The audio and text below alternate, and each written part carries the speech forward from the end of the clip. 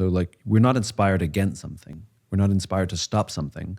We're inspired to build something or create something or advance something. Though it may have been born out of trauma, there's usually a silver lining that gives us that cause.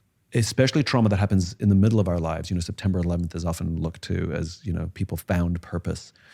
We are who we are.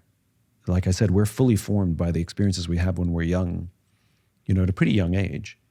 And now the opportunity life presents us is to make decisions that either keeps us in balance with who we really are or not. And I think one of the reasons most of us feel discomfort or don't feel ourselves or don't know who we are is because we're making decisions that are inconsistent with that true cause, with that why. So you raise the case of individual athletes who become champions and then suffer depression. It's a fairly common story. You hear this from Olympians. Michael Phelps becomes the most medaled, Olympian of all time, immediately suffers depression. Andre Agassi becomes the most storied, tennis player of all time, immediately becomes depressed. And what I've learned from talking to some of these particularly athletes, but I think it happens in the business world as well, which is from a very young age, they set themselves a goal that, in my words, would be a very selfish goal.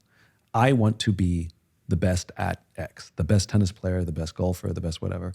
And the way Olympians put it, which I get a kick out of, is I want to win the Olympics. I'm like, well, no one wins the Olympics. Like, you can be a winner in your sport, but that's an aside. But and their entire lives from pretty young ages, every decision they're making is to help them advance this finite goal. And all of their relationships are, can you help me achieve my goal, right?